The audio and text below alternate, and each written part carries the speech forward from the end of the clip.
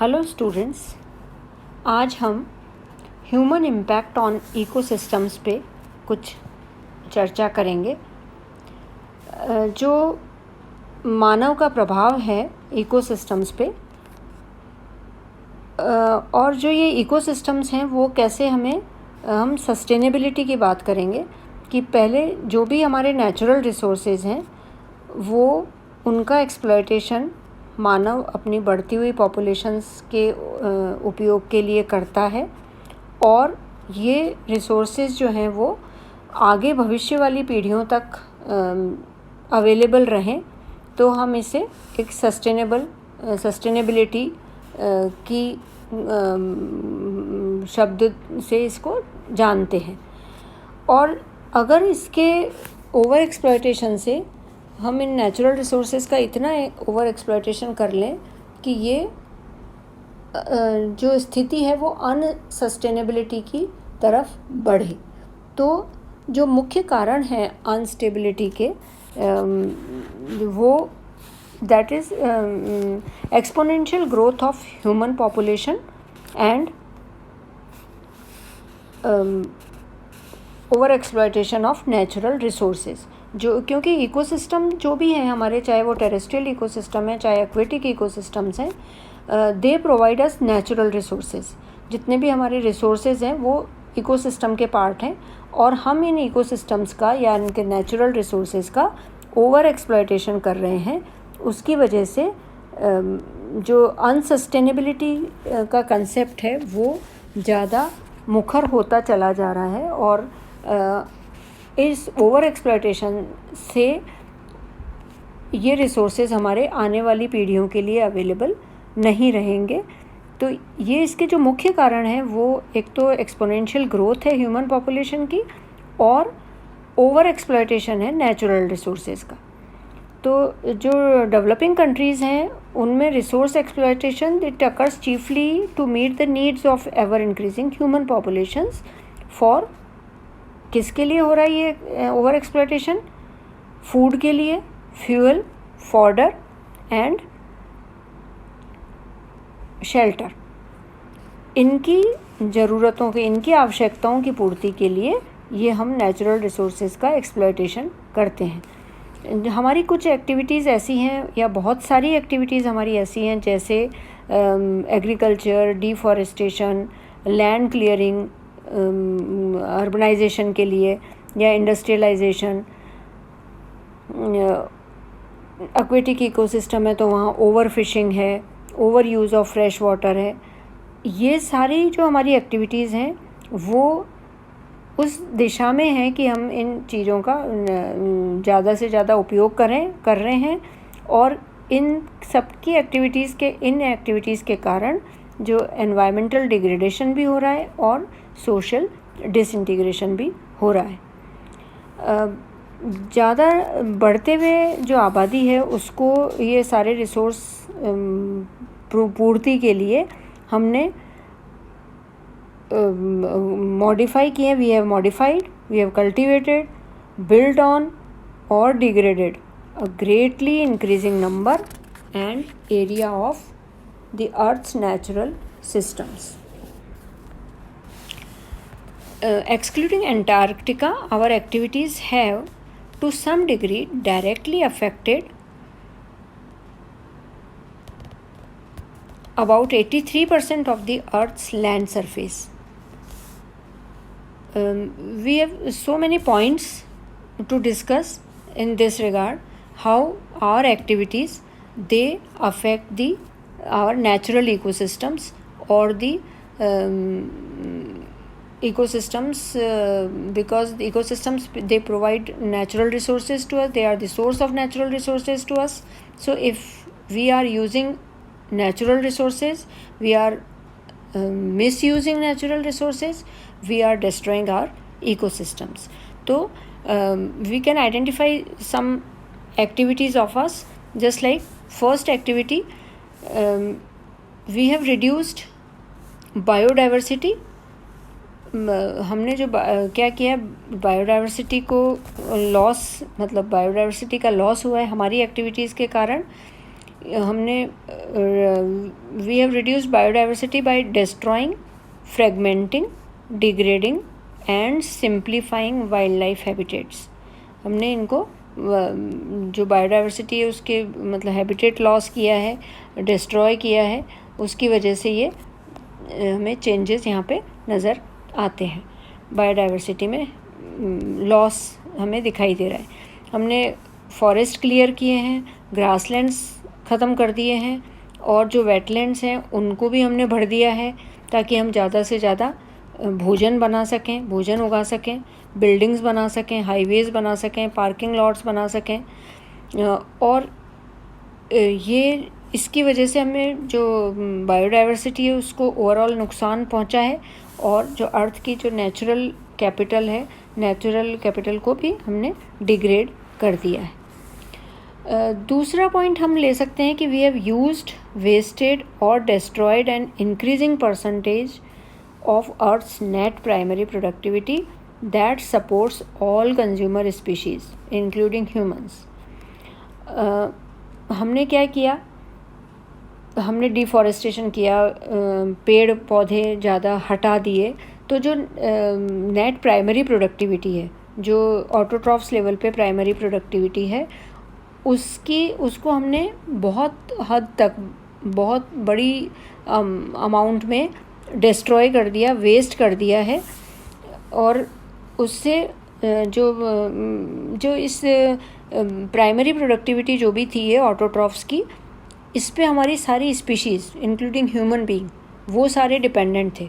आगे के सारे ट्रॉफिक लेवल्स ऑटोट्रॉफ्स की प्रोडक्टिविटी पे डिपेंडेंट थे, तो हमने उसको कम करके इन सब के लिए ख़तरा कर दिया है फूड सप्लाई का, और जो इनका नंबर बढ़ता उस पर हमने खतरे की घंटी लगा दी है। This is the main reason we are crowding out और एलिमिनेटिंग दी हैबिटेट्स। हम हैबिटेट को भी ख़त्म करते जा रहे हैं, क्योंकि हम नेट प्राइमरी प्रोडक्टिविटी को कम कर रहे हैं, तो हम हैबिटेट का लॉस भी कर रहे हैं।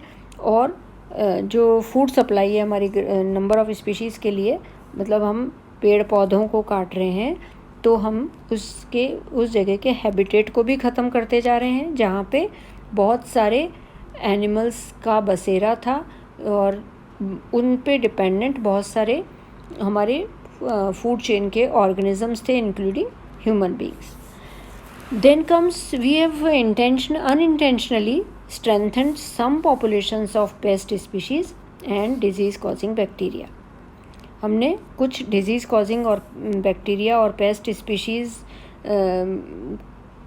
को हमने स्ट्रेंथन किया है, मतलब उनको हमने अनइंटेंशनली इम्यून बना दिया है, क्योंकि हमने बहुत ज़्यादा पेस्टिसाइड का यूज़ किया, एंटीबायोटिक का यूज़ किया, जिससे जो नेचुरल सिलेक्शन था इन स्पीशीज़ में, बैक्टीरियल पॉपुलेशन में, वो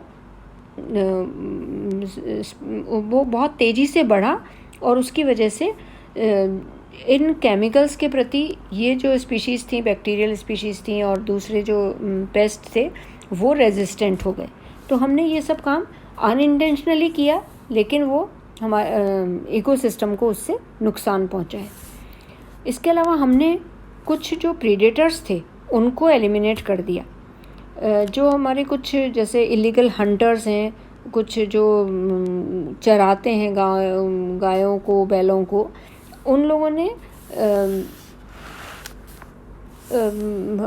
इलीगल हंटिंग करके, और ये जो थे जैसे कुछ पर्टिकुलर स्पीशीज़ का खात्मा किया। जैसे जो पोचर्स थे, जो रेंचर्स थे, उन्होंने they want to eliminate wolves, eagles and other predators that occasionally kill sheep. जो मतलब ऐसे जानवरों को मार रहे थे, जो नुकसान वाले जानवर थे, उनको ख़त्म भी कर रहे थे, लेकिन हमने उनका ही खात्मा कर दिया। और इस तरीके से जो नेचुरल इकोसिस्टम है, जो हमारी फूड वेब्स हैं, उसको नुकसान पहुंचा। Next point is we have deliberately और accidentally introduced new to exotic species into communities. हमने बाहर से एग्जॉटिक स्पीशीज़ को इंट्रोड्यूस किया, और ये जो स्पीशीज़ थी उनमें से ज़्यादातर स्पीशीज़ हमारे लिए हार्मफुल थी, कुछ हमारे लिए फ़ायदेमंद भी थी।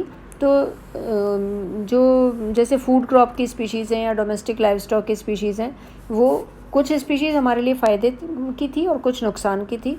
तो ये एक्जॉटिक स्पीशीज़ के आने से भी जो हमारा नेचुरल बैलेंस था इकोसिस्टम्स का, उसमें चेंजेस नज़र आते हैं। Then next point is we have used some renewable resources faster than they can be regenerated. हमने कुछ जो नेचुरल रिसोर्सेज थे उनको हमने बहुत तेज़ गति से दोहन किया उनका, और वो गति इतनी ज़्यादा थी कि वो जो रीजनरेट होते थे उनकी स्पीड से वो बहुत ज़्यादा थी। मतलब रीजनरेशन कम स्पीड से होता और जो एक्सप्लॉयटेशन है वो बहुत ज़्यादा स्पीशीज़ से बहुत ज़्यादा स्पीड से हुआ। जो ये रैंचर्स थे, मतलब जो जानवरों के साथ में घूमते हैं इधर से उधर, नोमैडिक जो हर्डर्स हैं वो, और जो रैंचर्स हैं वो ये अपने जानवरों को उसमें घास स्थलों में छोड़ देते हैं और वो ओवरग्रेज कर लेते हैं ग्रासलैंड्स का। इतना ओवर ग्रेज हो जाता है कि वो सॉइल जो है वो इरोड हो जाती है, सॉइल इरोजन हो जाता है, और जो ग्रासलैंड्स हैं उसमें इतना तेज़ी से इरोजन हो जाता है कि वो जो ग्रासलैंड्स हैं वो डेजर्ट्स में या सेमी डेजर्ट में बदल जाते हैं। It is an example of retrogressive succession, जिसमें जो ग्रासलैंड्स हैं वो ह्यूमन एक्टिविटीज़ के कारण डेजर्ट्स में चेंज हो जाते हैं। कई बार बहुत ज़्यादा क्रॉपिंग करके भी जो फार्मर्स हैं वो सॉइल की जो कंडीशन है उसको डिप्लीट कर देते हैं, ख़त्म कर देते हैं।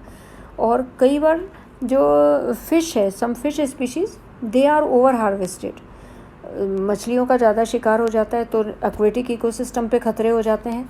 और जो इलीगल हंटिंग करते हैं पोचर्स, जो इकोनॉमिकली इम्पॉर्टेंट प्रोडक्ट्स हैं उनको लेने के लिए, जैसे एलिफेंट हस्क है या चंदन है या रिनोज़ के हॉर्न हैं, टाइगर की स्किन है, इनके लिए उनकी इलीगल हंटिंग करते हैं, और उससे भी जो हमारे नेचुरल इकोसिस्टम में ये जो ट्रॉफिक लेवल्स हैं इन एनिमल्स पे खतरा हमेशा मंडराता रहता है।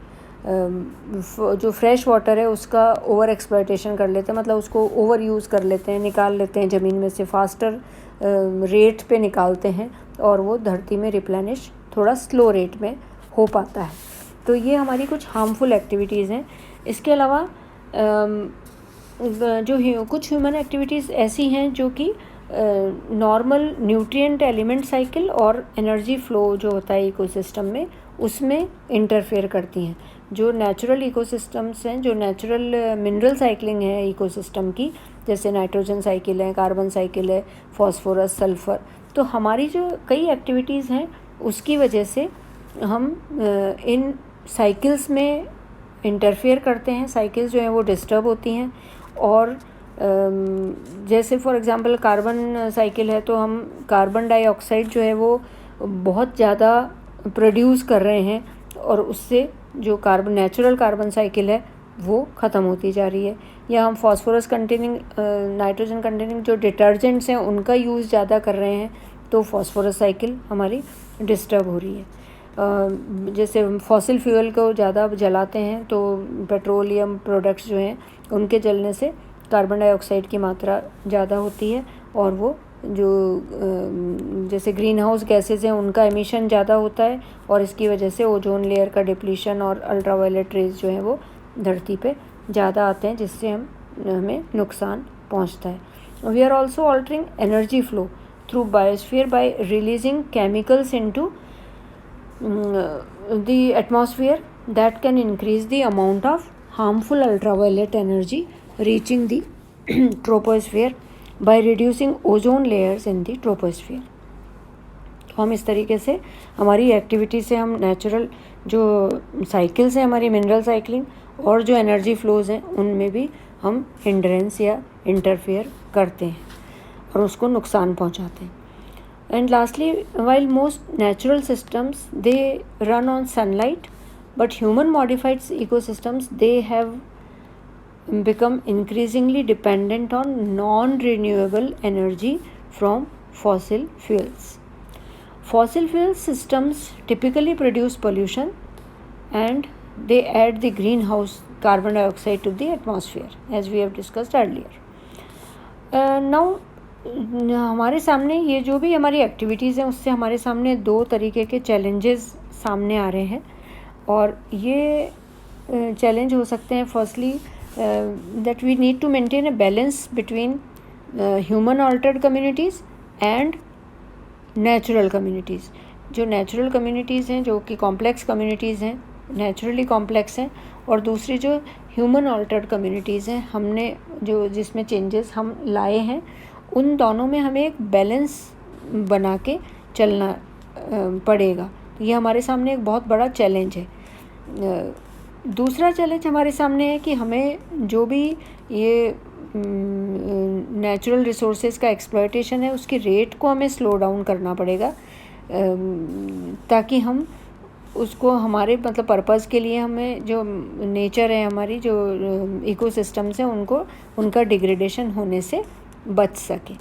Otherwise what is at risk is not the resilient earth. जो धरती है, जो रेजिलिएंट धरती है, जो हमारी ऐसी धरती है जो इन खतरों को सहन कर लेती है और वापस रिप्लेनिश हो जाती है, वो तो है ही खतरे पे, लेकिन जो इस पे रहने वाले जीव जंतु हैं उनकी जो क्वालिटी ऑफ लाइफ है वो भी डिटेरियोरेट हो रही है क्योंकि उनका एग्जिस्टेंस इस इन नेचुरल रिसोर्सेज पे ही टिका हुआ है. और अगर हम इनका बहुत ज़्यादा एक्सप्लॉयटेशन और हमारी लाइफ अगर ज़्यादा रिस्क पे हो गई तो हमें खतरा है एक्सटिंक्शन का. तो जितना ज़्यादा हम ये नुकसान पहुंचा रहे हैं धरती को, तो हम इस कारण हम कई स्पीशीज़ जो हैं हमारी वो धरती से एक्सटिंक्ट भी होती जा रही हैं विलुप्त भी होती जा रही हैं. तो ये भी एक बहुत बड़ा खतरा उस पर आ जाता है इकोसिस्टम पे. We cannot save the earth. It can get along very nicely without us, just as it has done for 3.7 million years. However, by learning how the earth works and by working with its natural processes, we can sustain the quality of life for the human species and avoid the projected premature extinction of as many as half of the world species during this century as a result of these factors we have discussed above. right? तो हमें extinction से बचने के लिए या धरती को बचाने के लिए हमें हमारी एक्टिविटीज़ को सीमित करना पड़ेगा ताकि ये जो भी रिसोर्सेज हैं वो हमारी आने वाली पीढ़ी तक चलें. और ये तभी होगा जब हम अपने आप को एक छोटा सा हिस्सा माने हमारी मदर अर्थ का, हमारे रिसोर्सेज का हम एक छोटा सा हिस्सा बन के रहें, पार्ट बन के रहें. तो हम अपनी आवश्यकताओं के हिसाब से उसको एक्सप्लॉइट करेंगे और वो जो सस्टेनेबिलिटी को बढ़ावा देंगे.